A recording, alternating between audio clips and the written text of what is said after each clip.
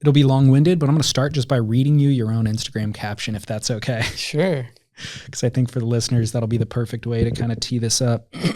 Says, Friday, January 6th, 2023 will go down as one of the most important days in my surfing history. Not because of the actual wave I got, but because of the symbolism behind it for me. Don't get me wrong, it was one of, if not the best ride I've ever had in Cali/Baja, but it's because of the personal work that I've been diligently doing in recent times. I believe this experience was the culmination of the work converging into the exact space and time to be in that spot to catch this wave. On paper, many forces were against me. I just turned 50 in late December, and most of the guys out there were pros and half my age or less. Plus, there was 85 plus guys out. It was actually pretty slow, and everyone was super hungry. Going into the day, I made a clear intention to myself to, quote, let go of any attachment to any outcome and to enjoy the day for what it is, end quote. I feel that it was that intention that fueled the entire course of my day and led me to catching that wave.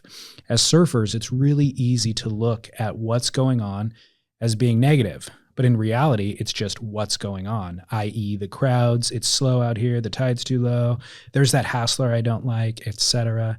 But in reality, it's the mind that's causing the suffering, not the situation. For one person, it's heaven. For another, it's hell. The key is to be okay whether you catch a wave or not. For me at this stage in my life, I'm doing my best to be aware, to see things as they are versus how I would like them to be. At the same time, I'm human and messy. We all are. Doing the work for me will go on until the day I check out. And it can really be hard at times, but man, it's so worth it. I feel it's so important to challenge the way we view the world and to ask ourselves, are we adding to the peace or are we creating pollution? Self-turmoil always leads to external turmoil. This wave has allowed me to reconnect with so many old friends and make new ones, which is priceless. It made me realize once again how important community and support is. I will forever cherish this experience and am so grateful to have received such a gift. Surfing is really effing cool. We'll talk about all of it, but let's start with that day itself and that wave. What was happening with that swell event? How did you decide to go, where you went? You don't need to state where it was. Sure. And what's your relationship with that? And what were the conditions like? What board did you pick? All that stuff. Yeah. So I first surfed that specific spot. Gosh, it must have been 96 or 7, I believe. So have known about it for a long time. And it's, for those that know, it's a very fickle wave, and everything has to be very particular and on point when it comes to swell direction, tide, wind, just so many things have to come into play for that thing to sort of be doing what it can do. And when I surfed it first early on, it wasn't that good, but I saw kind of the potential. It was before some of those movies came out, with like one with Dean Randazzo, and then the other one was The Secret Machine with Damien Hobgood. And it was so funny. A few days prior to going down, I was watching The Secret Machine section on YouTube.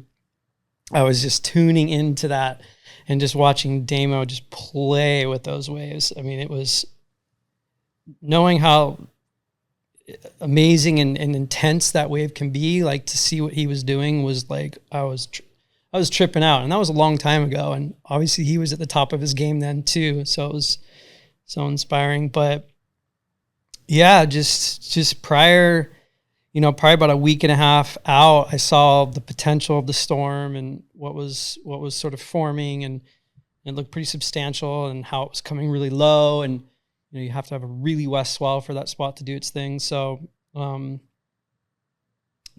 talked to a couple friends, a couple texts, and just guys that are tuned into that area, and it was just on my mind. It was just like, I felt like this was the swell for that spot.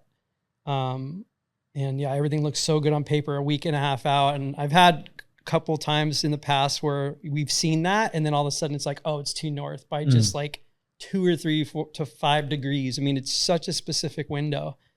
So this one had it all. And And yeah, when I saw the buoys is when I really was like, holy shit, this is insane. Like the harvest buoy, I forget what the readings were, but it was like, I mean, it was the biggest I had ever seen it. And I mean, it was like the interval was huge. The height was huge, and the direction looked pretty good.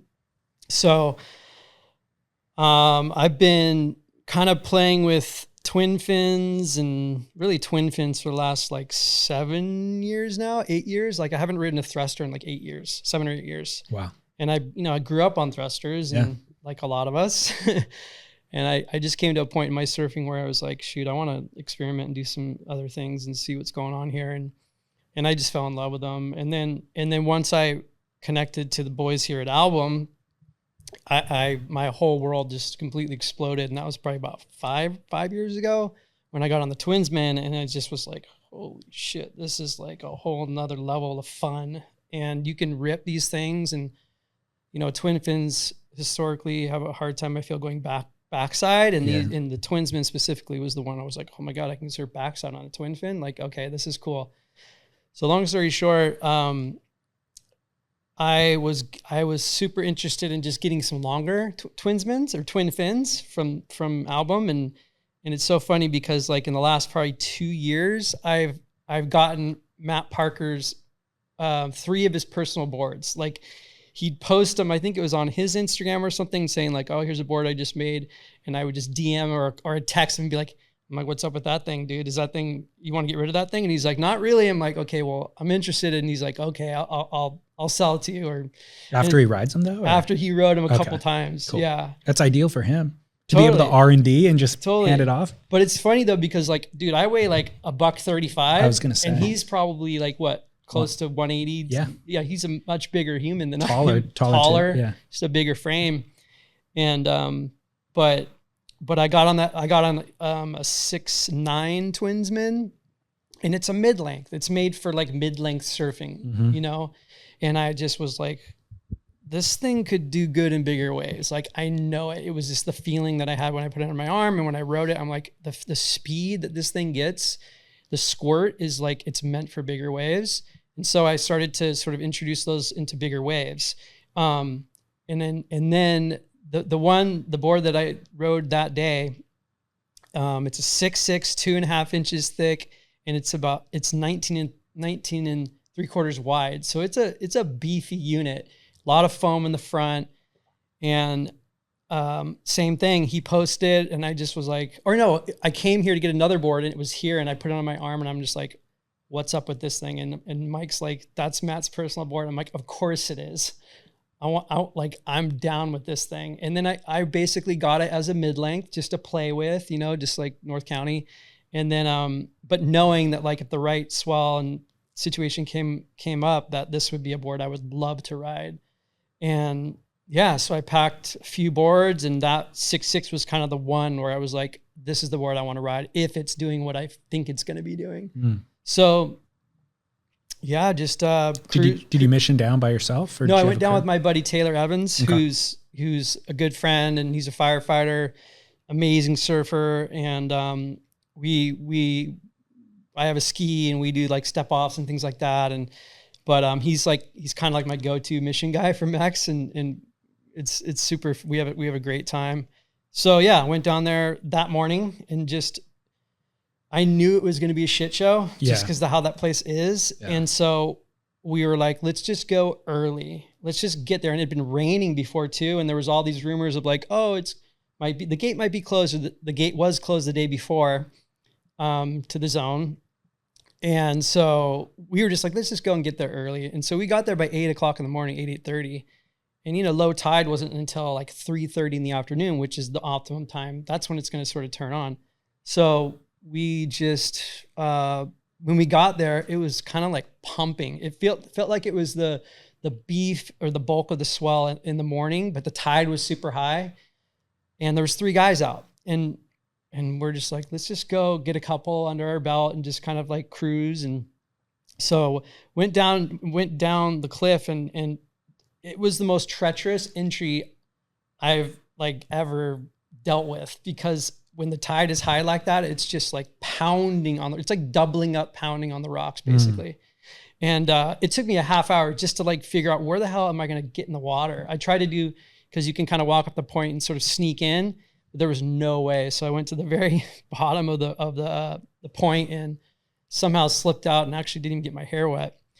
But kind of had a little bit of shocker. Like I had just this little moment of just like, this little session didn't really, I missed a really good wave, a big one. And I was on the 6-6.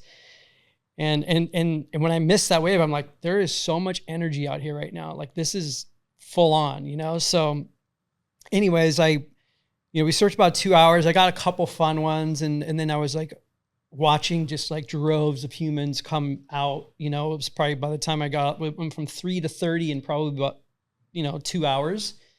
And so I was like, hey, it's time to just go relax and just sort of refuel and just take some inventory and just sort of chill for a second, because knowing what I thought was going to do later in the afternoon and just sort of take my time. Yeah. So, I mean, that's the first part. Yeah. Let's carry on. Yeah. I have no questions other than Okay. carry on to the actual, I guess, second session would be. Yeah, it'd be the second session. Yeah. So I got up there and, yeah, I mean, it was like all the pros were showing up, like, all the Groms, and just was like, it was awesome because I knew that this was a special day, and I was just so present with what was going on. And it was really cool to just sort of see and hear everybody, the excitement, and then just like the cheers and the waves would come, and just, I mean, it's like a stadium there. So it's just like, you're seeing these waves just stacking from the outside, and then watching guys ride waves and get good waves. But it's also, with that much anticipation, it's hard to, number one, it's often we create an expectation that it's impossible to live up to, and you inevitably have less fun when you're expecting like, oh, the waves are pumping, I'm going to paddle out there and get a perfect one. And then it's always lets you down. Whereas if you keep expectation low, it always over delivers. So it's an interesting situation that you put yourself in with that much kind of planning and prep and anticipation. And then for it to all come together is an indicator of kind of your Instagram caption of just being present and prepared, but present. Totally. Yeah. It's just like exactly that, just preparation and then just let go. It's like, you need to like let go. You cannot, well, number one, you cannot force Mother Nature, especially the ocean, specifically the ocean. It's about, and for me, it's just about truly letting go as much as possible, and then trusting. Ultimately, it's just it's like, I know I have the ability still. Like, I know if the wave comes, I could ride the wave successfully. Okay. But it's more about just like letting it be, let it go, and just be present to what's sort of unfolding during the day. And that's exactly what I did. And I remember just a lot of guys up on the cliff, like, oh, it's so slow, it's crowded, it's this and that. And I just was like, just witnessing, being just listening. Yeah. And then you can feel when someone says that, or a few people say it, it just kind of trickles and just becomes this ripple effect of negativity, essentially. Right. So I was noticing, and I was conscious of just like not getting involved with that conversation. It's almost like the chatter in your head. It was almost like these people were the chatter in your head. And if you're not careful, you can get sucked right into that. 100%. And then all of a sudden it kind of, it has an effect on your mood, your day, just everything that's going on. So I was really cognizant of that, and just sort of like, someone said, it might've been Taylor, or I don't even know who it was, but one person on the cliff was like, well, we're not going to get a wave standing up here. And I was like, it's time, let's go. And, and I mean, I was in my wetsuit from 8:30 in the morning till like 3:30 in the afternoon, basically. Wow. Yeah. When I came up, I just like put it halfway down and just, put a sweatshirt on or whatever, and just ate my food and just drink water. And then it was just like, okay, put the wetsuit back on. No question, grabbed the 6-6, just like grabbed it, and then walked down the cliff, and I ran into Dylan Graves, which was super cool. And it was interesting too, because prior to walking down, there hadn't been that many set waves. Like, it was kind of like, God, is it going to turn on? Like what's happening? This doesn't seem right now. It should be pumping, you know? And it just really wasn't. So yet. And then we went down and it was cool because like right when we were at the edge about to sort of like get into the water, like the best wave of the day came. And I think it was Gabe Garcia that got it. And I saw him, we both saw him just get a stand-up barrel. I saw that clip too, right? Yeah. Yeah. So that was the wave that we saw standing on, like right on the shoreline. And I remember Dylan was like, "Are you fucking kidding me?" Like, and I just was like, I remember being like silent, and it was almost like this, like emotionless. It was like, I was just like taking it all in, and I didn't have words almost. It was just interesting. I remember I reflected back on that moment with Dylan right then, and then we just like skirted out. And so the strangest thing for me was, after all the times that I've surfed there, I've never gone that far up the point before. And because there was so many guys, and honestly, there was a lot of guys that had never surfed there before, but they were pros, and they're seeing something. Like, they see a wave breaking out there that they believe they could connect all the way through. And so, and I just like really slowly sort of just like trickled out, kind of in the spot where we normally take off. And I mean, these guys are 150 yards further out, which, like I said, I'd never seen that before. So I was like, okay, I'm just going to like start to creep out and just really slowly make my way out there. And that's exactly what I did. And I sat wide, didn't even, like, I was tripping because like I said, I'd never seen anybody connect from the top all the way through. And so I remember seeing Taro get a really good one, the Grom Taro. Like, I was one guy away, it was me and him, and he got the wave, and I was like, I was stoked because it was a freaking good wave. And I just continued to paddle out, and I was sitting wide, and I was like, okay, here I am. I'm on the right board. Like, if the wave comes and I'm in position, cool. If not, that's cool too. Like, I'm just stoked to be out here and witnessing some of these incredible waves. Yeah. And so within a matter, this is like 25 minutes into me paddling out. I hadn't caught a wave.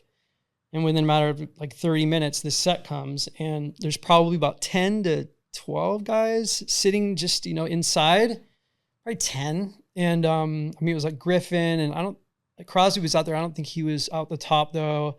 But I think Alan Cleveland was down further. But yeah, it was a good group of like surfers that know what the heck they're doing. And so this set came, and I just was like noticing it was going a little bit wide, but I was like, okay, am I in the right spot? I don't know. I've never been out here before. I don't even know what's really going on, and so basically I noticed that, like, so we're all scratching to paddle out, and I'm looking over, and I'm like, these guys are too deep. Like, they're too deep and they're too far in. And I was out a little bit and wider, and sure enough, the thing just like completely like had this like perfect ramp chip shot that was like it just came right to me. And I turned around, and I was so head down and focused. I was like, I'm going no matter what. And if someone's on the wave, I'll just kick out. Like, that was what was going on for me. And I heard a hoot, and I caught the wave, and hooting you in. Yeah. No. Someone was catching the wave. Oh, shoot. Someone was trying to call me off. Oh. But it was distant, and that's why I think I continued to paddle. And I freaking stood up on this wave, and I got to the bottom, and I did a little check over my left shoulder, and there was no one there. Perfect. And so what happened was, I actually posted an Instagram clip of like 3 different angles of the wave video. And then the last video, you can see the whole from the very takeoff, and there's one guy that takes off and basically just goes directly over the bars. Like, he just pearls basically on takeoff. And so yeah, man, it was, I couldn't believe it when I had a moment of like, I'm on this wave by myself. Like, there was this like moment of like thought of like, holy shit, you're on this wave by yourself. How the fuck, like, what the hell is going on? And then it was just like locked in, focused, and yeah, just the amount of speed I got cause it kind of like, I dropped in and then I looked and then I was like instantly sort of in this pocket. And then I came out of the pocket and then it went into the double up basically. And the amount of speed I got going down that double up was like nothing I've ever experienced. I was just talking to Matt about it. That twin fin was just like, it was insane how much speed. And so I was fading. I was like, okay, I want to fade to get in the right spot. Also not knowing where I really was on the point. And it just became this like really slight fade and then a bottom turn. And then noticing once I got back up into the kind of in the pocket, noticing I'm too deep. And then I had to do that pump, which allowed me to come out essentially because I got that extra like squirt of speed. But yeah, it was crazy, man. It was just like, it was a wave of a lifetime. There's no question. And since then it's like a lot of things have changed for me. So it's crazy that like one wave can really, really do that, you know? And I mean, I've had a lot of waves in my 40 years of surfing, a lot of incredible trips, a lot of trips all over the world, beautiful, you know, surf spots, Tavaruas and all kinds of places. But like, I don't know, this one has like imprinted it so much deeper in me for some reason. Well, because of your, where you were at mentally? Yeah, I think so for sure. Yeah, absolutely. Absolutely. Yeah, like I said in the Instagram, it was a definite representation of a lot of the personal kind of growth work that I've been doing on myself. And, yeah, you know, we all have challenges and go through our stuff. And so it was sort of, yeah, it was just a reflection to me of like, you're doing the work. Here's your gift. Yeah. Keep going, keep doing it, you know, keep investing into yourself, keep looking inward and seeing what's there. And yeah, it just, it was almost like, you know, and when I say God, you could say universe, you could say nature, you could say whatever that means for you, but it was almost just like proof of God in a sense, proof of nature, proof of universal energy or some sort of something bigger than me. Yeah. You know, that was like an affirmation of just like, yeah, you're taken care of, dude. Just keep going, do your thing. I mean, you touch on it in the Instagram, but when we hear enlightened people or actualized people talk about live in the present, enjoy the gifts of every day, you know, waking up is a gift, the sunshine on your skin is like little things like that. We're like, yeah, I get it, whatever. Intellectually, I get it, moving on. That is a perfect like you've probably had as good of waves in your life, maybe better waves in your life, but they didn't resonate because you weren't in the position. And so it's a good reminder just to be in that state of appreciation and acceptance and gratitude to appreciate these gifts. 100%. You know? No question. Because a lot of those gifts might have fallen on deaf ears in decades prior. Oh, there's no question. Yeah, it would have been like, okay, I want another wave like that. Yeah, exactly. You know, that's us as paddling surfers. Out, hassling the next person. Totally. Yeah. And that's us as surfers, you know, it's like, we're always looking for that next wave. And it's like, what about the one that's right in front of you and the one that's happening now? And can you appreciate, I mean, even if it's a 2-foot wave at Sano, yeah, you know, and that for me, it's like nowadays my appreciation is in every wave and every time I get to enter the ocean and like, holy shit, what a gift to be able to enjoy the fruits of the ocean and what Mother Ocean provides for us. And, you know, it's like, I for sure took that for granted for a long time. Yeah. And now, you know, as I've gotten older and especially with that wave, it's just sort of cemented how powerful it is and how important it is and how those sorts of moments are a representation of how you're living your life. How instantaneously were you aware of what that wave was?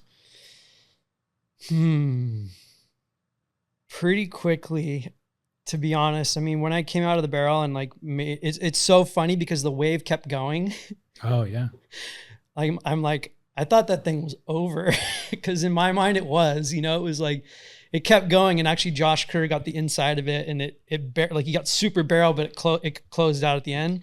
And it was actually fun to watch because I hadn't seen any other video clips that actually continued on the wave, and I saw one that continued. I'm like, hell yeah, I'm stoked that he got the end of that thing. So why'd you kick out? Or oh, dude, I just was like, I thought I was like in the channel. I thought, well, it was like a rebirth essentially. It's like I didn't need anymore. You know what I mean? So share it with Josh.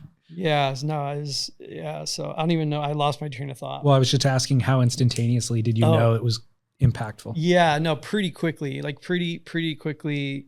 Cause I remember just like coming out, and it was like this, like it just was like this joy yet blissfulness. Like I was like, remember just like almost nonstop, like giggling and like laughing and just like in disbelief. Like it was, I mean, there's 2 to 3 times in the barrel where I was like, I'm not coming out. Like I'm not coming. You're not going to make it. You're not going to make it. And then to make it was just like, holy shit. Like I couldn't believe it. And yeah. And then after I was just like, I'm so done. Like I don't need anything else, you know? And I just was like kind of paddling up and talking to everybody, and people were freaking out and coming up to me and saying rad stuff and tripping. And it just was like, I just had this overwhelming feeling of gratitude. And I knew quickly that it was a life changer for sure. And especially, I mean, I caught one wave in, and it was like 3:45, 4 o'clock in the afternoon. My plan was to surf till black, you know? And I got up there and just coming up the cliff, and everybody's just like clapping, and this whole, like, it was just like so cool. And to receive that. And I just went to the car, and I asked a guy there for a beer, and I just had a couple beers, just like relishing in that moment. And yeah, it was pretty quickly that I realized, but it got even like more crazy after like the social media. And then once I saw the photos, like, yeah, that was amazing. Did you know that day that it had been captured on video and photo? For sure video and photos from the beach. But I saw a bunch of skis show up, and I was fairly certain there was photographers on the skis, and there was a boat too. But I didn't know for sure. Like I didn't have a clue. And then I quickly found out later that night. Actually, I hooked up with the photographer, and the guys he was with, and he's like, I got it from the water on a ski. I'm like, are you kidding me? He's like, no, I got it. I'm like, holy shit. I'm going to go out on a limb and say that photo, I mean the sequence, but that 1 or 2 images of that sequence were the shot of the entire swell. Like we saw lots of imagery come out of all of the Pacific, you know, the West Coast from that run. That was it. And if the magazines were still around, you would have yourself a cover shot, dude. And who knows, maybe you still will. Actually, there's a couple. But I mean, honestly, I was like, it was just astounding imagery. I fully agree. And so Ari Frapwell, am I saying his name right? His last name. He shot that image, and I don't know if you follow him on his Instagram or checked his. I don't think I do. Yeah, you should check it out and check out what he wrote about that image. Okay. It's really cool. Okay. He's younger, and he just was talking about how he had visualized that exact moment in time and how it came true and how it was just a really big achievement for him. So, and since then we've been talking a bunch, and we've created this cool little friendship, and he's just a really sweet human, and I'm really stoked for him. I mean, he got a shot. It was the shot that he'd been wanting to get his whole life. Fascinating. Yeah. You guys are on the same wavelength. Completely. And yeah, it's really cool. And he has a cool story behind all that too. So yeah, fascinating. Mm-hmm. You were talking about not even wanting to surf or catch another wave after that, or it's hard. Like letting it soak in. You know what I mean? Like it's almost like if you caught more waves, it would somehow diminish that experience. 100%. It's a weird thing. 100%. I was contemplating paddling directly in. That was my first wave. In that second sesh. Yeah. And I caught one more that was just like kind of a go in. Yeah. Just yeah. It was almost like I just want to go in. You know what I mean? Yeah. To like bottle that feeling. Because otherwise it's almost like having a buffet, you overeat. Totally. And it's like, oh, they have prime rib and crab and sushi. And it's like, no, prime rib by itself or just crab by itself is phenomenal. Focus on that, 100%. It's like a life lesson almost. Well, and interestingly enough, as you know, there were 2 more giant swells right after. Yeah. And the same spot was breaking multiple times. And people were continuing to ask me, like, you want to go back down? Let's go. And I'm like, dude, I'm done. Like, I'm good. Like, I don't want to taint that experience for myself right now. I'm riding this wave right now. And I just want to bask in it right now. So. Well, we'll get into kind of more of what that caption is about and the kind of journey that you'd been on. But did you ever think that your best surfing was still ahead of you when you turned 50? I didn't know. And I know that deep down that I know that I'm in the right conditioning to catch something like that or surf to a certain level still. And I wrote in my journal, I had an intention for my 50th year. One intention was to get really barreled. And it happened 6 days into the year, which was really cool. And it could have been anywhere. It could have just been like a 2-foot little barrel at a shore break or a wave pool or something or whatever. Just like that feeling, of just getting barreled. As surfers, that's the ultimate. And for me in my life, that's the thing that I've always loved the most, over anything else, which a lot of surfers can probably say the same thing over like an air or turn or whatever. So that's what resonated with me for the Instagram caption was, and I think for a lot of my audience, there's not 18-year-olds necessarily listening to the podcast. It's a lot of middle-aged dudes who are maybe past their athletic prime. Totally. And so reading that and seeing that with the right amount of preparation, but also perspective, that you can still kind of, your best surfing may still be ahead of you. 100%. I did, I interviewed Hackman a number of years ago and then Felipe Pomar just last month. And they've got this whole thing that is Surf Till 100. Yeah. It's like a whole program, like a holistic program that they're on. And you would think it would all be about physicality, but it's not, it's like certainly a big part of it and diet, but he's also talks about just like be of service in your community, and have a support system and all that kind of stuff. And love so it. It's really interesting. Lessons that I think come after 5 or 6 decades of life and 4 decades in the water, 100%. I love all that. Yeah. So let's talk about your mission a little bit. Okay. Your journey that brought you to that place. We'll go all the way back to the beginning. Where'd you grow up and how'd you discover surfing? So I kind of was all over California until I was around 10. I was up in Northern California, ended up down in Lake Forest of all places, inland, kind of Orange County. And, I ended up at Huntington Harbor and started surfing at Bolsa Chica, where I learned to surf at Doheny. My dad got me actually my first board was a twin fin. It was a San Miguel twin fin. And I learned there. And then we shortly thereafter moved to Huntington Harbor. My parents had got divorced and I started to surf at Bolsa Chica. It's my zone. Really? I lived in the harbor for 12 years. No way. Yeah.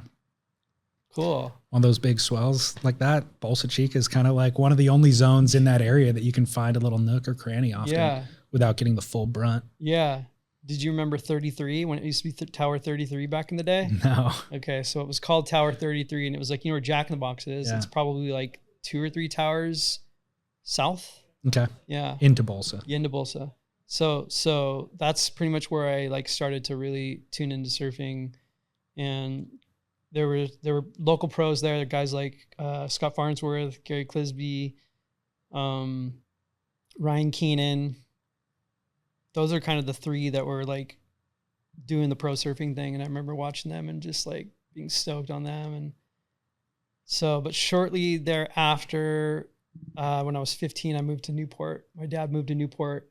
And so that was really where I started to kind of like just really fall in love with surfing. I mean, I was in love with it before, but it was like, okay, you know, I think I got sponsored by like Town and Country, or I forget who else at the time. I was riding for Carl Hayward surfboards, and I started doing some contests and things like that. So Newport was definitely like my stomping grounds for like 20 years. Was your dad into surfing? No, my dad didn't surf. But No, he my got mom you- didn't surf. but he My bought you mom the board? surfed like one time, but like, Okay. yeah. But they supported it. Yeah, they supported it, but there was, yeah, they totally were like, do whatever you want, but it wasn't like they were like down on the beach or at the contest. It was kind of like I was always catching rides with friends and their parents to go surf contests and stuff. So, Okay. so yeah, but they always supported whatever I was doing. Yeah. So that would have been early 90s. Yeah. So the industry is Mhm. kind of on the ascent. Obviously, things are starting to blow up. And Yeah. Yeah, absolutely. I got sponsored by Quicksilver when I was probably about 17 or so. And I was on the NSSA national team for about a year. And then yeah, the Vulcan thing started shortly thereafter. well, yeah, let's enter that conversation through who is Richard Wolcott to you? Richard Wolcott to me is a friend, and a mentor, and an ex-boss. At Quicksilver? Originally? Vulcan. Yeah, Quicksilver originally. Yeah. Yeah, So, he was doing promotions and team and- manager? Yeah, he wasn't a team manager. There was Robbie Todd was the team manager, and Okay. there's another guy who was like a 54th Street local was the team manager, but Wooly was sort of running the promotions department. Got it. And then he quit, and I was still quick, and then he started Volcom, and then within like 6 or 7 months of them starting, that's when he approached me. Do you know why he left Quicksilver? Specifically, I don't. Okay. Yeah, I don't know exactly why. I don't know. I'd never heard either.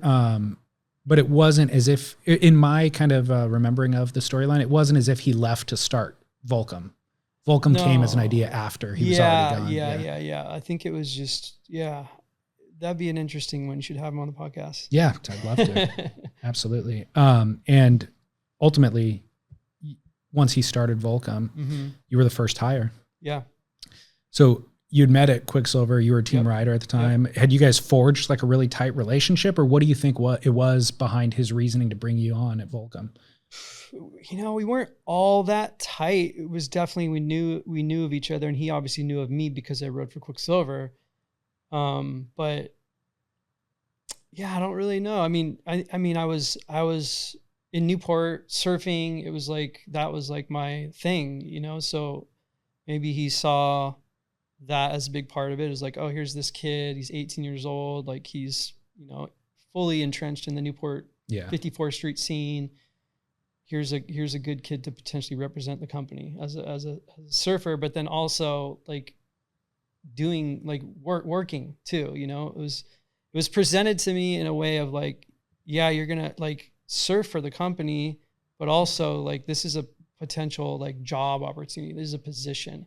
I mean, this is just when it was Tucker, Wooly, and then me. Right. So this was in his bedroom in Newport Shores. So it was stickers. It was nothing, you know. So, and I think I just like, I liked Wooly. You know, I liked him and what he stood for, and I just loved the idea that he was starting his own thing. And I was so young.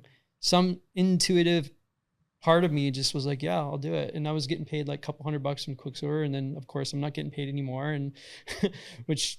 Whatever. You don't have a mortgage to pay your kids to raise at that point, so it's easy to. I had like, we were in a house with like 4 other guys in Costa Mesa. Paint a picture of what surfing kind of the brands looked like at that time. Like what were the brands' images and what was Volcom's entry point? What were they going to do different? What was the concept for Volcom? Yeah. Well, it was very surf heavy. Like everything was very surf heavy, and then. You know, Wooly and Tucker got introduced pretty around that time, maybe a little bit earlier, to snowboarding. It was like right when snowboarding was born, basically. So when they went and snowboarded for a while up in Tahoe prior, which I think is where it was born, like the idea, it was like, do something different than just a surf company. Like we have surf roots, we're surfers, but like snowboarding is freaking rad and it's just starting. And then also the skateboarding side of things too. So the motto was youth against establishment. So it was like basically, move away from the status quo and create something new and different. And the youth is leading the charge. And Wooly was 26 back then when he started. So it was like we were all that, we were like the youth against establishment essentially, like by doing this company and just like paving our own path and doing something that had never been done before, which was be legitimate in surfing, skating, and snowboarding. And so snowboarding had not been embraced by any of those brands. No. Yeah. No. I mean, this was 1991. Yeah. Yeah. Yeah. Ultimately, you kind of get involved in a marketing role from Volcom. Was that from the get-go? I was wearing all kinds of hats. Yeah. I was like production, shipping, marketing, just go for like whatever needed to be done, I did. But over time, the marketing thing sort of became my natural habitat. Gotcha. That was where I shined, I guess, and I enjoyed it. I really loved it. Was it just T-shirts to local kids in the community, or what was? Yeah. What was the launch? What was the concept from launch? It was just to put stickers on signs and give stickers to kids and give T-shirts to people. And shoot, I remember, I think Wooly had this yellow kind of pamphlet, like line pamphlet with all the Quicksilver team riders on it, like by hand. This is prior to computer anything too, by the way. Like everything was done by hand for the most part. And he was like, go through that list and send stickers to everybody on that list, including like all the Quicksilver team riders. And so I remember just like writing on the envelopes all these addresses and then even making phone calls. He's like, call these people and just like tell them about what's going on or whatever. I'm just like, okay. So it was so raw and just like on the fly almost. Yeah. And I mean, Wooly's, he's a business major and he's smart, but I know that, I think I could speak for himself that what actually happened, he could have never imagined what was going to happen, with the company. So yeah, it was all kinds of hats. I was wearing all kinds of hats in the beginning. I graduated high school in 1999. So it was right kind of in that time that you're talking about. Mm-hmm. And I lived inland, but Newport and Huntington were kind of my entry points for surfing. That's just where those freeways funnel, And Volcom was just hitting it then, and it was so cool. Like the way that I envisioned it, or the way that it kind of I experienced it, was videos, amateur, like homegrown kind of small community events was a big part of it. And team riders, which are a part of both those things, I guess, where it was like the clothing was almost third or fourth in the way that I even experienced it. It was a brand. It was like this identity that existed. And then the clothing was like, but because of the identity was so strong, you desperately wanted the clothing. Whereas I feel like those other brands that had already been established, it was like very much clothing was first. And then, Kelly's a reflection of the clothing or something like that. I'm curious, the team riders, I guess, is what was most impactful for me.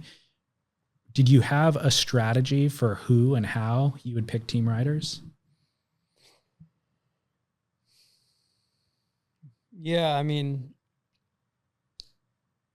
talent was definitely part of it, but it wasn't the whole picture. It was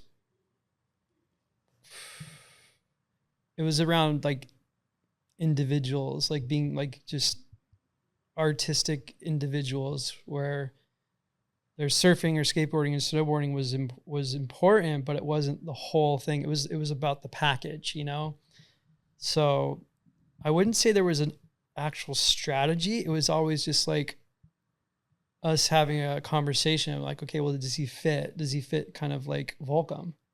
And it was like a feeling it was almost like a quick, like, oh yeah, or no. It was like a yes or no. Mm. And it was like, because we were so young and so in it, there was no strategy. It didn't need to be a strategy. It was just like, there were our friends almost. It's like, who do we want to hang out with? Ultimately, who do we want to go on trips with? Who do we feel could be representation of this company and in this like youth against establishment kind of energy, you know? So yeah, it was just always just a real short conversation and just like, okay, well, how do we get them kind of thing, you know? Who was your first surf pick? Well, I was the first surfer. So, but like actual surf kind of starish kind of human, I think it was Gavin. Yeah. Pretty sure Barney or Gavin.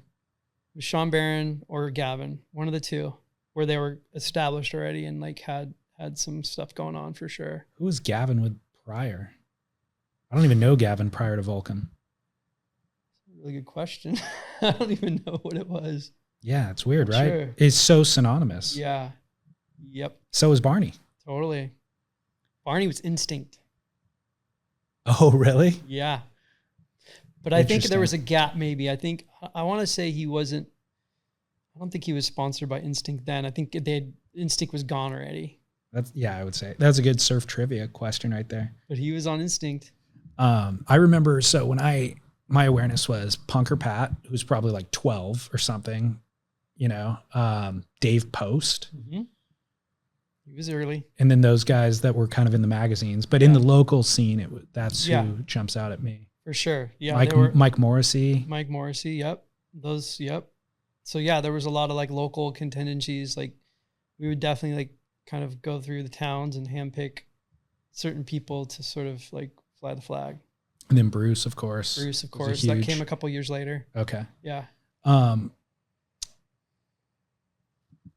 So amateur events I mentioned, or like community-led events, how did that, it's a genius concept. I mean, it's almost logical, but in hindsight, I feel like you could attribute the success and the rapid growth of the brand to that. Yeah. Because again, I was experiencing it slightly inland and I saw this stuff happening and it was just like, whoa, those are the cool kids. I'm not sure that I'm cool, but I want to be in that thing. And if I can't be in that thing, I want to buy the thing to look like that thing, which is all of what surfing is about, you know? Totally. Who identified that as being kind of a important marketing strategy?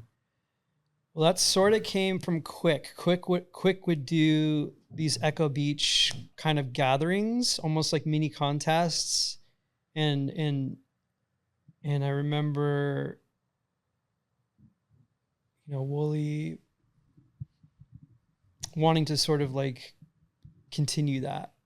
And when I got my hands on it, first they were like, I don't even know what we called them. They were just like breakfast at 54th Street or like donuts at the beach, you know, and we just put up a tent, bring a bunch of donuts. And that was literally it.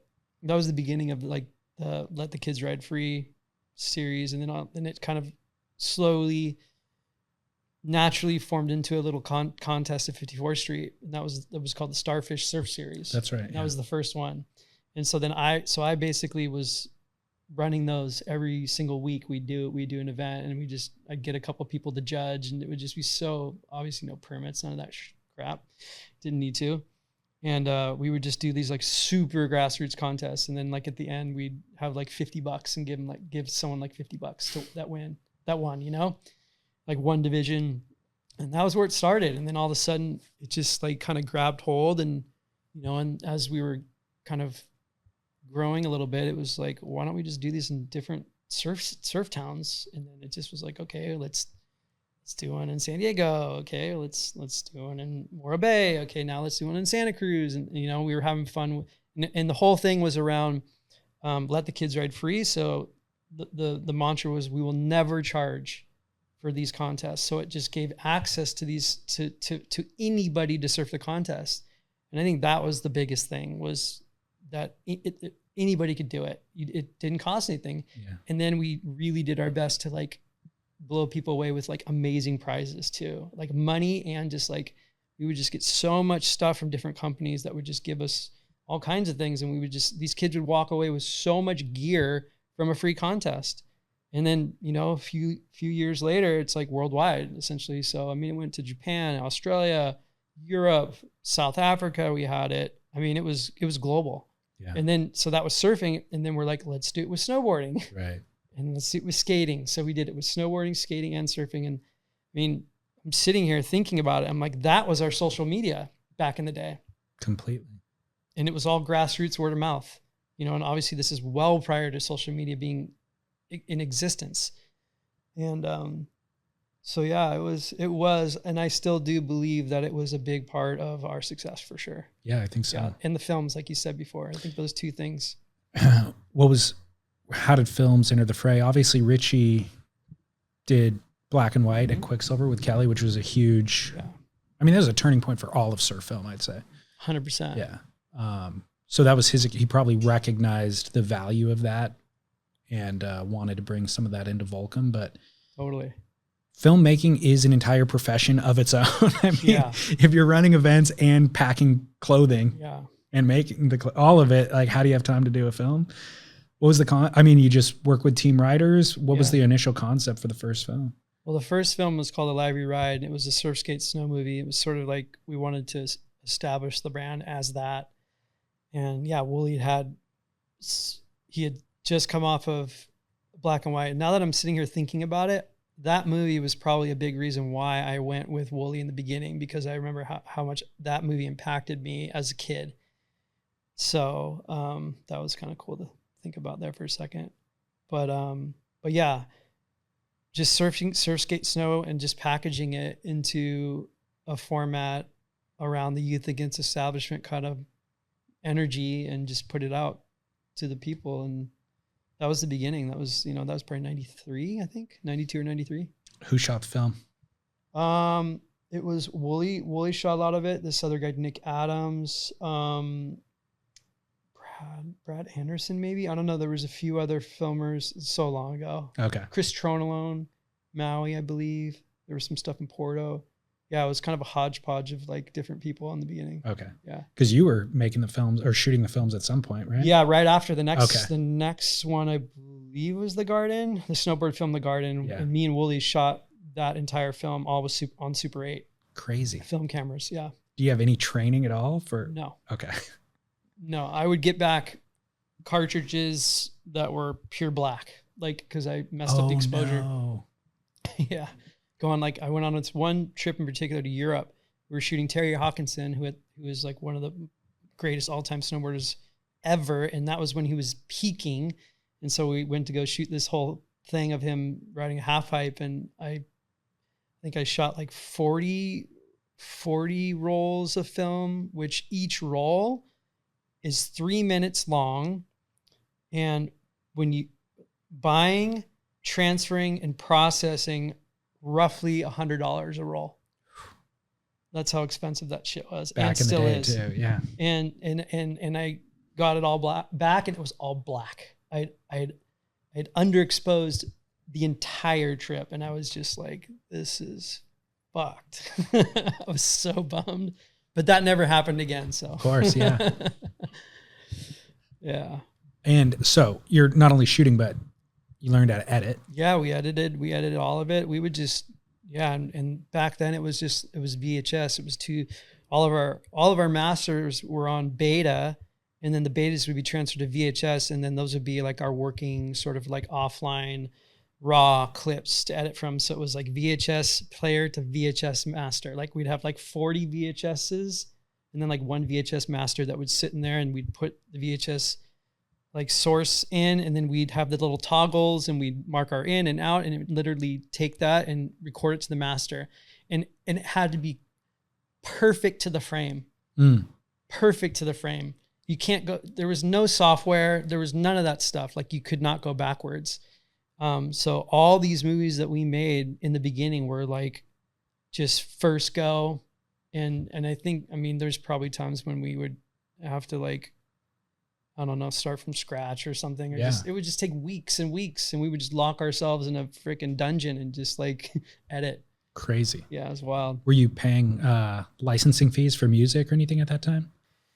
Yeah, we had a incredible connection actually at MCA Records. Okay. Because some of the music's iconic. Yeah. And he helped us like get the rights and sign off on like the craziest stuff. Yeah. I couldn't believe we were able to do it. Okay. And we were. It was really cool. I mean, in a way, you guys are so cool. Like bands would probably want to be associated with it because it'll elevate their brand to a certain degree. But sometimes, yeah, when you're dealing with like really big bands, like they don't know who you are. They got to get paid. Let's talk about. I mean, so much of what we started talking about was about finding balance in your life. And so this feels like the exact opposite of that. I mean, you're working essentially 4 or 5 roles in your position that are all full-time jobs, but also getting older. So you probably want to get married at a certain point and have kids. And what was your work-life kind of balance like at that point? Was it out of whack, or do you feel like it was all just one and the same and you could manage it? I mean, it was all one and the same. It was out of whack. It was perfect. It was chaos. It was just like, I was along for the ride, truly. So not necessarily even assessing what it was. No, yeah. There was no time. Like, it was just like, my job was 24/7. Like, if, you know, in marketing, it is 24/7. And then as the company got bigger and, you know, all of a sudden I have 30 people reporting to me and they have all their stuff that they got going on. We have hundreds of team writers and ads and just a lot of different new pressures and things. And then, yeah, I got married and had 3 kids and that added to it too. So there wasn't much balance. It was just kind of like poetic chaos, essentially. Did the company sell or go public before you left? Yes. It went public in 2005. Oh, okay. I left in 2011. Right. Tell me about that. Oof, what was behind that decision? And yeah, I mean, there was a couple different things behind the decision. One of the biggest ones was to compete with the bigger brands, to have the capital to compete with Billabong and Quicksilver and those big guns, because they had, you know, endless capital at that point. Yeah. And so that was a motivator. And then the other one was to provide shareholder value, of course. You know, I mean, there's people that invested money, and so the brand was hot as shit at the time, and the economy was crazy hot, as you remember, probably in 2005, prior to the explosion.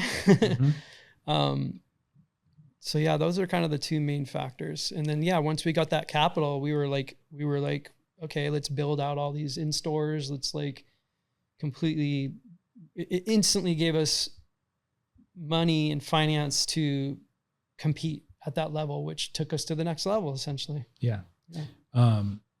Why did you ultimately choose to leave in 2011? Well, there was a couple things. I kind of had this like thing in the back of my mind where it was like, I'm going to do 20 years. When I got to about the 15-year mark, when I was kind of feeling a little bit like, I'm not really stoked right now. I'm not like super happy, you know,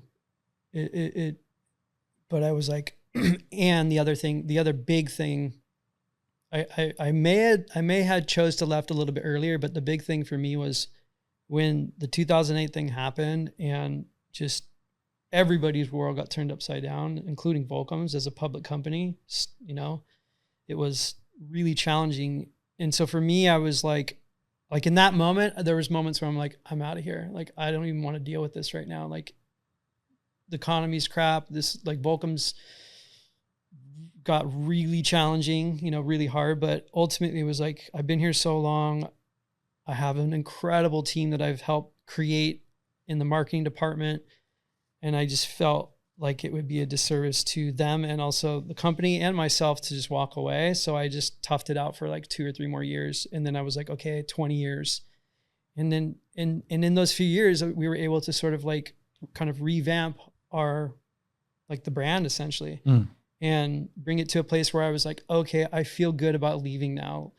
And I mean, the main reasons why I left was I just was not able to flex my creative muscle as much as I used to in the past. It was like I was a manager, you know, and just tons of hours in-house cleaning up messes essentially. And, I just was like, wow, I feel stifled. My creative flow isn't here.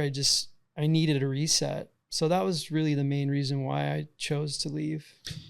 Yeah, I think anybody can understand feeling bogged down by all that bureaucratic thing that comes along with the public, all of that. But did you feel like the brand still reflected the original vision that you guys started with? When? At that point in 2011, when it was a public company and after it had the economy had crashed, was it still a reflection of what you guys had started? I thought at that point it was still doing pretty good. Like I thought it was staying pretty true to like its roots essentially. Yeah. Good. Yeah. It's hard to maintain that. Yeah. Well, the whole, when we were going public, it was like, oh my God, how counterintuitive is this? Youth against establishment, and all of a sudden we're the establishment. And that was big to wrestle with. And I know, especially for Wooly, that was a really hard call for him. I mean, you even saying like, why go public? And your answer is, well, so we can compete with those brands. I understand the impulse to want to compete with those brands and to want to grow and all that kind of stuff. But there is an option of, let's keep it a $20 million company and we all have a great lifestyle, 100%. And that was an option too. And, honestly, I wasn't, I was involved, but I think ultimately it was sort of the bigger shareholders who had sort of the real final say at the end of the day. Totally. Yeah, totally. Chris Morrow wrote, quote, after leaving in 2011, he seemed set for life, at least on paper. After all, Volcom's market cap topped $1 billion at its peak. But life has a way of messing up plans. His marriage fell apart after he moved to Kauai. He lost a good chunk of his fortune on what he calls bad egocentric bets. Then came a mysterious health problem. Within a few short years, the dream life he'd built had come crashing down around him. Can we talk about those things? Sure. Let's break them up a little bit. He had his life set, but then that came crashing down with, quote, bad egocentric bets. Mm-hmm. Can you talk about those bets? Yeah, just real estate. Prior to the bubble crashing? And yeah. What was egocentric about them, do you think? Oh, just, it was partly ego, but a lot of naiveness also. Because everything was just always growing. And and it was the first time I'd experienced that before in my life with having resources. I had money, so it was like, oh, it's like, this is how it's going to always be, like completely naive, not understanding that actually like downturns happen, and they're going to happen. It's not a matter of if, it's when. So yeah, I just kind of like put a lot of emphasis into sort of buying real estate and just, and then just that stuff just got slashed basically when the whole, downturn happened. So, where's the ego in that though? Just amassing. Is it greed based? Yeah, is that what you're talking about? I wouldn't say it was, it wasn't really greed. It's interesting now that I'm sitting here thinking about it again. I really go to this, now I'm going to this word naive a bit more. And ego, like there's both. It's kind of like this naive sense, but then there's also a bit of ego as well, as like, oh, I can buy whatever I want. Like I can have a house on Kauai. I can have a house here. I can have 2 houses there. I can have this or that, and I think that's the ego side of things. And just sort of like thinking, oh, it's never going to crash. Like nothing, it's all good. Like, and just, so it's like a combination of naive and ego. Yeah. Yeah. It feels like that cycle for things to go bad took 30 years. Like there was a lot of economic growth for so long, but since it crumbled, it's had 2 or 3 cycles just in the last 10 years. It feels like, totally, like the lessons that you learned or that now has happened 2 or 3 times. We've seen brands come through, hit a peak, even sell, and then go away in just the last 10 years. Totally. It's been a faster learning curve. Yeah. Yeah. It's interesting. Would you have managed any of it differently at this point? I mean, it seems like lessons have been learned. And so at this point, I have to say no. Yeah. You know, like, and I could look back and be like, oh, that would have been cool if, but then I would be in a different place. Like Right. I wouldn't have caught that wave. Right. And so to me, like that experience of that wave is worth everything I went through. All the knocks, all the, you know, all of it. So let's talk about getting to that wave then. Morrow also references a health problem. Mm-hmm. Yeah. And I know yoga comes into the picture at a certain point. So let's kind of start from the economic downturn and reassessing what's what and values and all of that. Yeah. And where does the health scare factor in? Yeah. Well, I in 2006, which was prior to the downturn, now that I'm thinking about it, I didn't really even put those two together, but like, thank God I found yoga in 2006. I had completely shattered my heel on like motocross riding on a motorcycle in the dirt. And Tim Brown, who's a really important sports therapist and so much more. Sports therapist, that's not the right word. He's a doctor. He's a doctor. God, what do I call him? He's just a mental, physical master is what he is. Like he's just a master. But he's always been the one that's helped me with all of my physical injuries and ailments, and obviously a lot of other people too. But in 2006, he was like, you're so locked up. You have so much scarring in your ankle and everything that's kind of like into your leg that you need to try yoga. You need to really open yourself up. And I'm like, okay, sure. I'll listen to you because I know he's not just saying that just to say it. And that's when I started yoga. It was in 2006. And it changed my life. Instantly? Well, maybe because I noticed how freaking tight and like locked up I was. But over time, it's like completely changed my life. Okay. Yeah. It's been the foundational element that's allowed me to do all the things that I want to do at the level that I want to do them.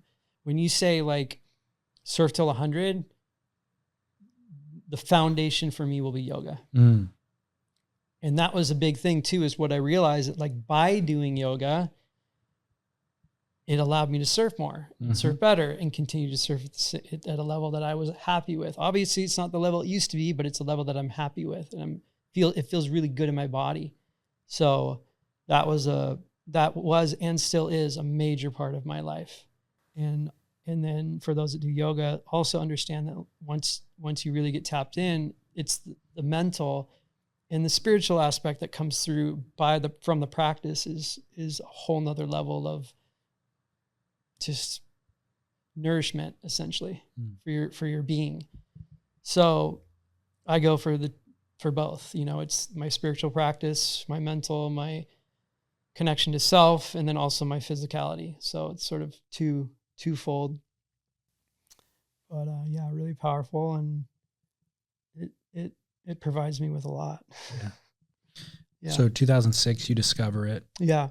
And mysterious illness. Yeah, that happened. So that all kind of came out in 2018. Oh, so a long time down the road. Which is way later. Yeah. So I mean, obviously a lot of things had happened. Divorce.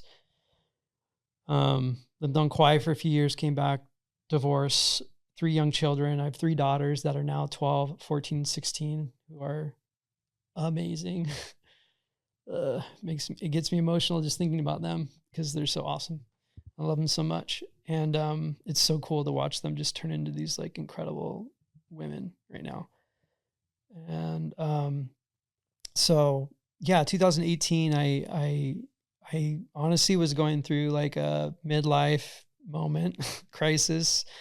I just got dumped in a relationship, or someone broke up with me, pretty much dumped. And yeah, there's just like a lot of reevaluating sort of, and I also had started a business, a men's yoga clothing line called Cosm, which is still continues. But I started that and was just like, you know what, I'm not stoked on clothing anymore. Like, I don't want to like create another clothing company. Interesting. Yeah. How long after starting the business did you feel that way? It was about 2 years. Oof. Yeah, like we worked a solid year plus developing the concept and the whole thing, and then it was like we were probably 6 months, 8 months into it, and we were just going to fundraise essentially. And I was starting to fundraise, and I'm like, I hope this guy doesn't give me money. And Wow. I was like, there's your indication. It's not the right thing. And so I pulled out of that. Wow. And which was hard, man. It was like I know. I had this moment of like, wow, this is something I'm creating and this is my thing, because Volcom, I was a big part of it, but it was Richard and Tucker's vision. Yeah. It wasn't mine. Yeah. Not that it needed to be, but it just had it's a different feeling when to your inception and your initial vision and creation. And so I obviously wanted that. And so anyways, with the health thing, I started to just feel really weird and just kind of like not myself and going through all kinds of doctors and trying to figure out what was going on. They found mold poisoning was part of it. There was other things that were happening that were unexplainable. I mean, to be honest, even to this day, I don't know exactly what it was. What were the effects or symptoms? Yeah, it was like a lot of brain fog, a lot of just like kind of spaciness, and you just don't feel like yourself. There's like tingling in the legs and tinnitus, like ringing in the ears, just completely off, just like, yeah. So it basically just like pounded me into I'll call it some sort of awakening into just reevaluating everything in my life and just stripping back anything that was just not serving me and assisting me in just my life. And not that I was unhealthy. There was a lot of unhealthy habits and things that I was doing. And it's not like habits like drinking or drugs or anything like that. It wasn't even like that. It was just more like thinking and like rumination and shame and guilt and just these different energies that sort of I was carrying into the present, I believe, that has, that's toxicity. It's like that stuff is releasing chemicals in you that over time, long bouts of stress and guilt and shame and fear and all these things and worry. I mean, that stuff will take its toll. That's dis-ease essentially. So there was a lot of that going on in my life too. So it was really time for me to kind of like really go into this like deep sense of like forgiveness for myself, like self-forgiveness, forgiveness for others that I believe wronged me in some way, which, ultimately it's me, I'm the one that's carrying it. So it's like, I need to forgive myself for feeling the guilt or feeling the fear or feeling the shame. Right. So, just a big soul search mission. And I was going to therapy at the time and just was not getting positive results. I was just finding myself even feeling like more not myself, mentally, physically, all the things. And so I went after some new modalities in support, and I found a life coach, and I immediately just resonated with that and just was like, wow, this is what I've been missing.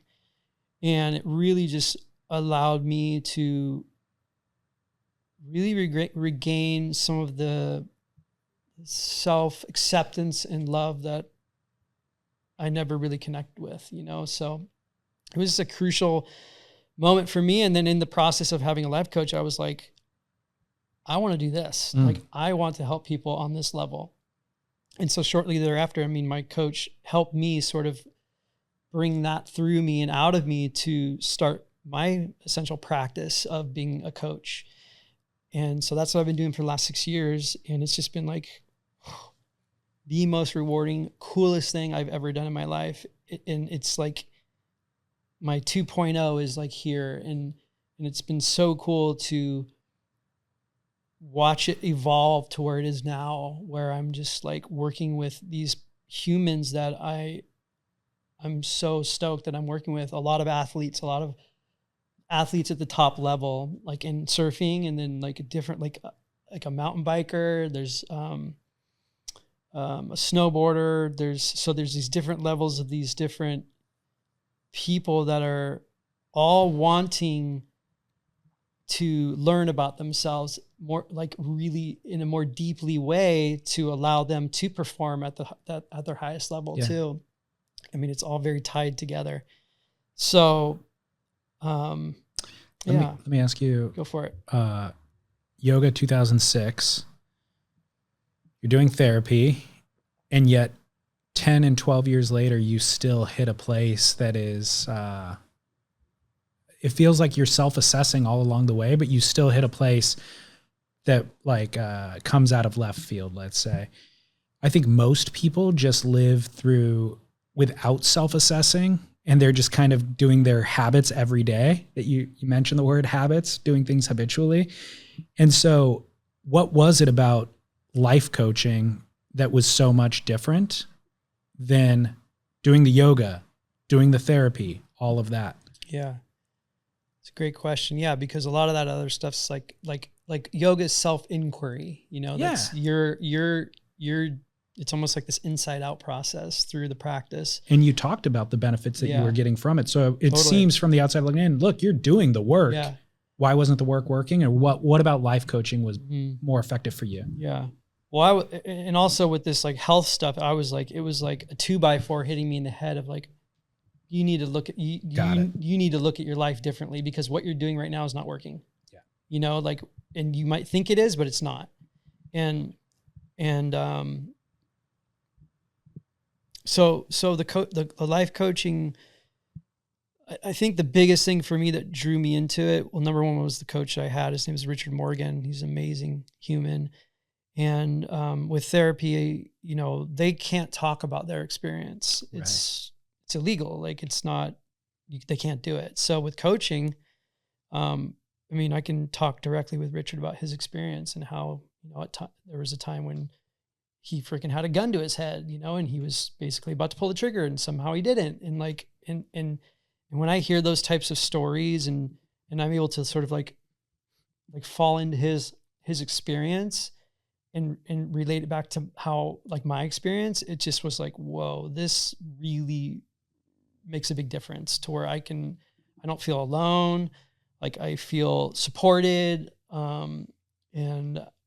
And then, you know, the other thing is also with coaching, it's not so much about the past. It's like, sure, we acknowledge the past. We're like traditional psychotherapy is like, we're just pulling the past into the present. So you're just anchoring yourself more into the present, or you're anchoring the past more into the present constantly. So with coaching, it's more about like, okay, we can acknowledge the past. Okay, let's look at how it served you and how it doesn't, but let's work here where we are. Like this is where we are. Let's work here in the present. And then how is the present moment going to affect the future essentially? And so that for me was like such a big thing. Not dwelling on all the things that I thought were broken me, you know, because no one needs fixings. No one's broken. It's truly, like you might think you are, but you're not. You're perfectly imperfect. We all are. We're all messed up in some way, but that's the beauty also. So I don't know where I just kind of went off on a tangent. Well, I was just asking about how what he was implementing as a life coach that was more effective for you for where you were at. Totally. Yeah. And I think what I just explained is kind of it. It was just the fact that I could see him, he could see me, we could connect as humans. I can learn from his experience and see how it affects me. And then also helps me I think coaching helps pull out what is already in you that you don't know is there. And I think that's a big thing.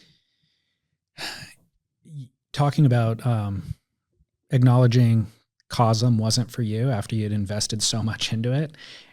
Also talking about how talk therapy wasn't for you after you had invested so much into it. I think that's also something that we don't realize until we're older, that saying no is okay and powerful. You know what I mean? And I think that's a sign of maturity, because I think so many people would just continue doing it, especially if with the clothing company, it's like you have these obligations probably to partners and everybody else. You want to honor those things, but if it's ultimately not what you're into anymore, and it's not serving you, there's no point in doing it. Totally. It's going to be detrimental to your overall health. 100%. So that's an interesting point of growing up. Yeah, man. It takes a lot of letting go and And it's like personal growth, work, spiritual growth, whatever you want to call it. Like, it's not easy. Yeah. And I mean, some people will never do it. Some people will be unconscious in their habitual patterns till the day they die. And that's their path. Yeah. But for others, we realize that what got us to here won't get us to there in a level of fulfillment, And so for me these days, it's just like I work with my clients on, is it about the championship? Is it about the contest, or is it about you being fulfilled in this moment? You tell me, and so I help them sort of understand that, like, it's the process, it's the path, it's the journey, it's the voyage, it's all that. And that's the only opportunity that you have, is the now, to be in this place of fulfillment and happiness. And so, okay, so what will happen after you win that contest, and or you'll be happy then, and like, right? It's like people wait to take trips or do things until they retire. Like, they talk about their retirement like it's this, like, oh, well, I'll be stoked when I'm retired. It's like, okay, well, you'll be 65, number one.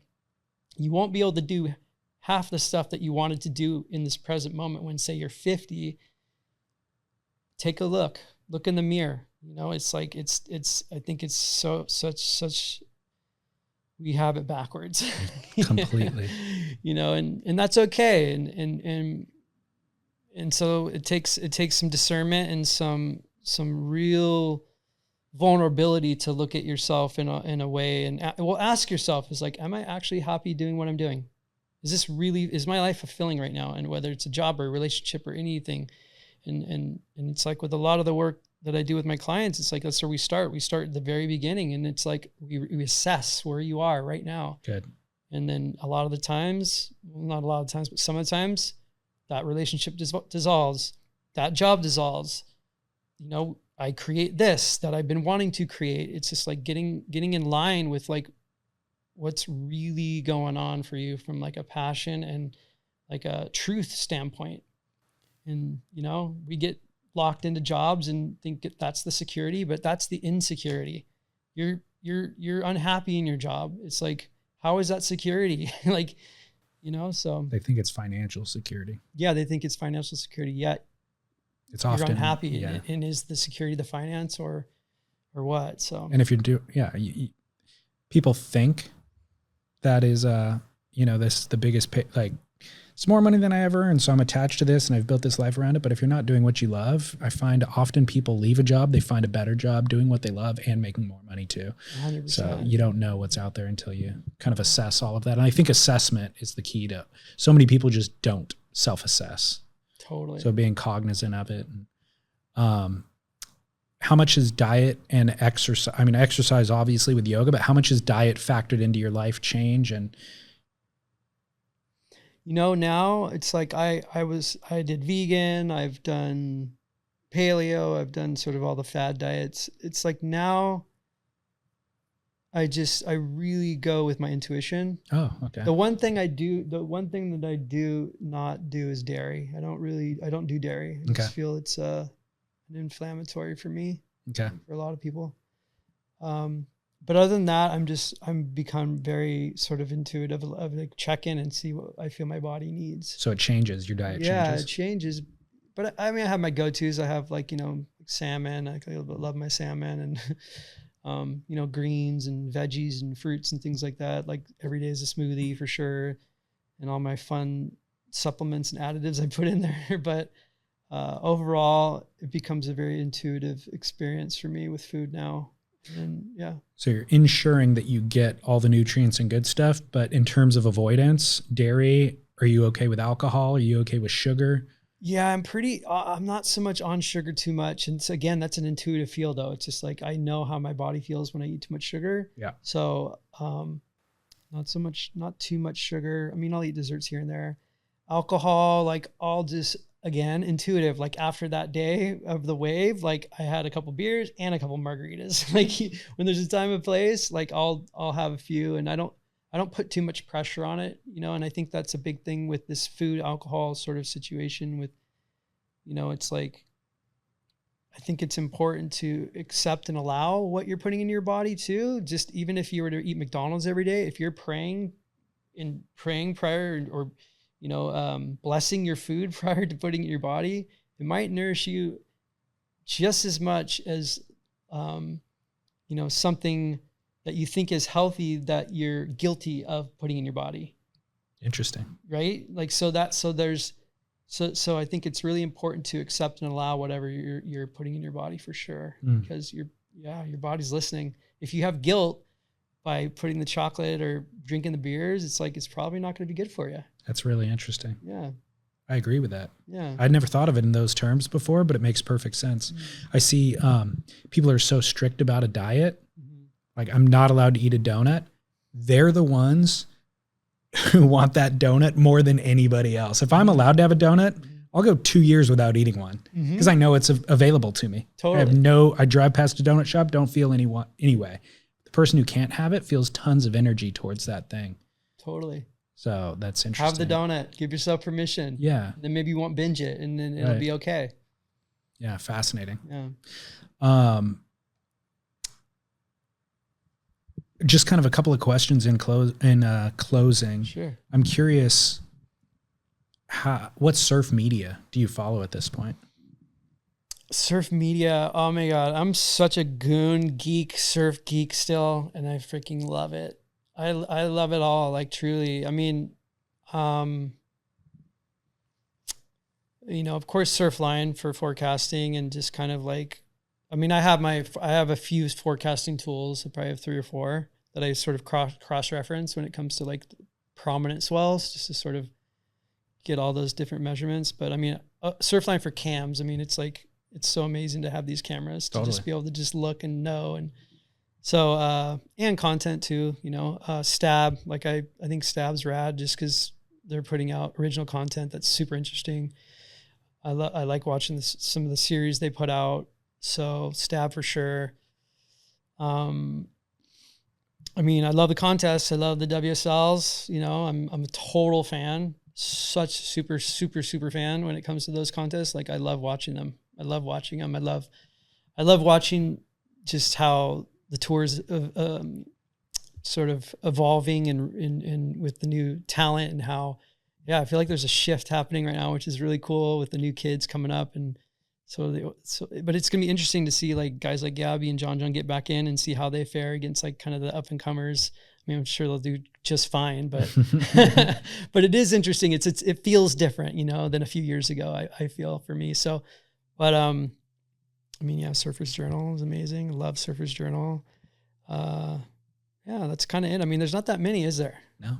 I mean, it's kind of all filtered through Instagram at this point. Yeah. So there's accounts that I follow, but in terms of like going to actual websites, there's very few. Well, YouTube, like I love watching like Nathan Florence's YouTube. I love watching Cosmos. Like I love like Torrin Martin. I love his surfing. I love watching the Need Essential clips that they put out or his stuff he puts out. Oh God, there was what was that movie that Need just put out with Laurie Towner? Yeah, amazing. Slow Lane. Loved it. Love that. How insane is Laurie Towner? He's insane. Like his whole gig and with his family and just like, wow, what a fucking legend that guy is. I don't know him, but he's just amazing. Did you see yesterday or the day before he posted an old clip from Chopu? No, but I'll send it to you. He's a nut. Obviously, he's a madman, right? Yeah. In terms of charging, big barrels specifically. Yeah. But he posted this clip. It's got to be 10 years old. The most insane wave ever out there. I watched it over and over. I'm like, oh my God.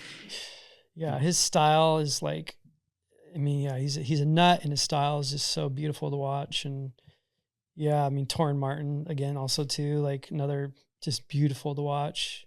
I'm all about easy on the eyes these days, man. Yeah. Like, and totally. It's like, it just feels good to, like Asher Pacey, another perfect example of someone who's just like so easy on the eyes. Just like, it's like grace and dance. It's like dancing, and, and everybody has their own style and everybody dances differently on the waves. And I'm so, it's cool. And I like ripping too. I love watching the kids do the airs and all that stuff. I mean, Yeah, it's just really cool to see. It's a cool to see the new breed of kids that are coming up too that have kind of both. You know, I really love that. I think that's.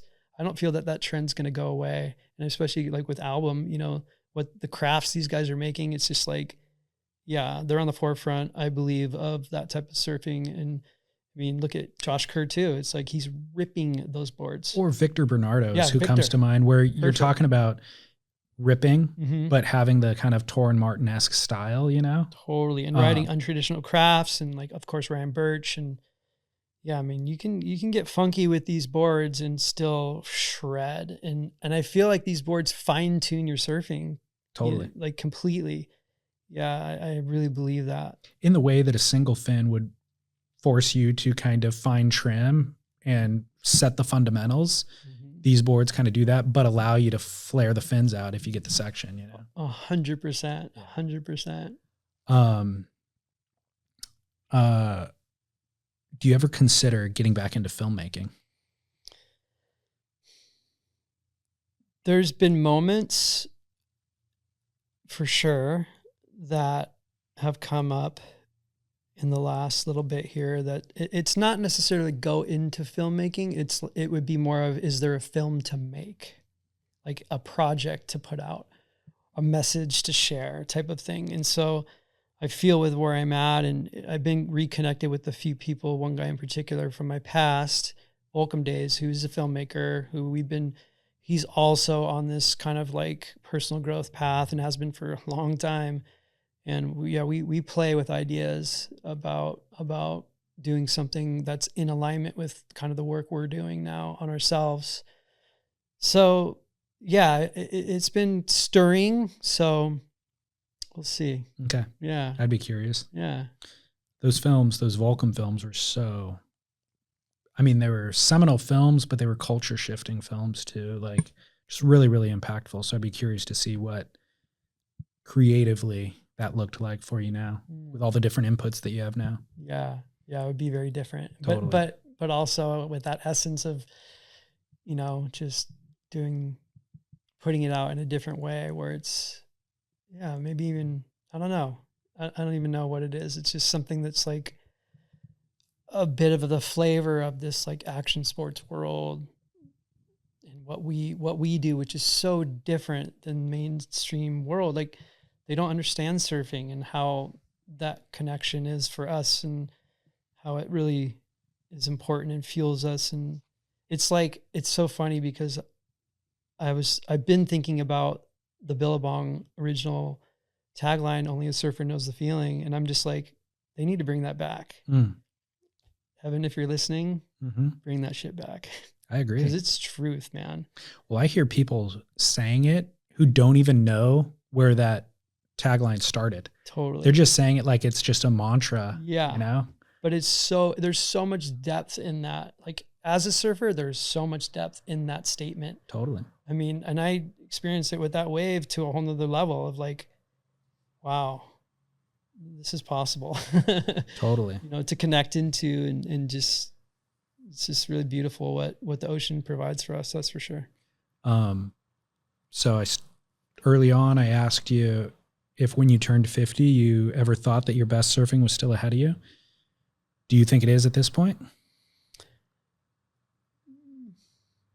Or is that going to be the best wave that you're ever going to get? Well, after that wave, I was like, I'm good. It was like kind of mic drop moment for me, honestly. But like also it was fun to, I mean, I was on a ball in Malibu last week, just surfing again and trying to get some waves, which we did. It was so fun.